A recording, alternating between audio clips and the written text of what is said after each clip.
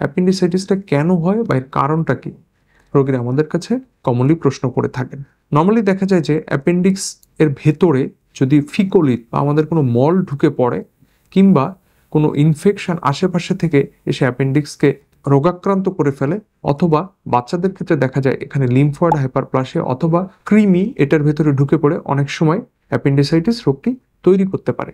এছাড়াও অনেক ডিজিজের কারণে অ্যাপেন্ডিসাইটিস হতে পারে, টিউমার, ক্যান্সার, এগুলোর কারণে অ্যাপেন্ডিসাইটিস হয়ে থাকে।